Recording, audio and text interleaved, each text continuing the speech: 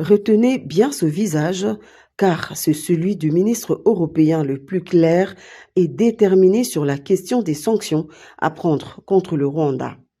Maxime Prévost, c'est son nom. Il est vice-premier ministre, ministre des Affaires étrangères et de la coopération au développement de la Belgique.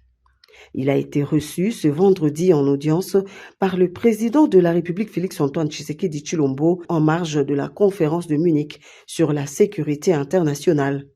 Tout comme il l'avait fait récemment devant les parlements belges et européens, aujourd'hui en face du président Tshisekedi, le chef de la diplomatie belge a réitéré son soutien à la République démocratique du Congo et a fermement condamné l'agression menée par Kigali et ses alliés terroristes du M23. Écoutez, j'ai souhaité rappeler au président Tshisekedi toute notre préoccupation par rapport à la situation à l'est du Congo, avec cette violation de l'intégrité territoriale du Congo que nous condamnons, et redit également notre indignation quant au rôle du Rwanda, qui effectivement en sous-main vient soutenir le M23.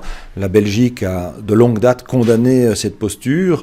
Je le fais à nouveau, et je veillerai d'ailleurs à solliciter que, au-delà de l'indignation en parole, l'on puisse aussi joindre les actes par des gestes concrets. La démarche de la Belgique est loin d'être isolée, car l'on constate que l'option de sanctions ciblées contre Kigali convainc de plus en plus d'autres capitales européennes. Pour Maxime Prévost, il s'agira d'abord de déclencher la suspension du dialogue politique et sécuritaire avec le Rwanda et ensuite d'annuler le protocole d'entente sur les matières premières critiques entre l'UE et le Rwanda. Du reste, pas plus tard qu'hier, le Parlement européen, dans une très large majorité, a adopté une résolution pour demander la suspension aussi de l'accord sur les minerais. Je pense qu'on doit pouvoir envisager une large palette d'actions et de sanctions.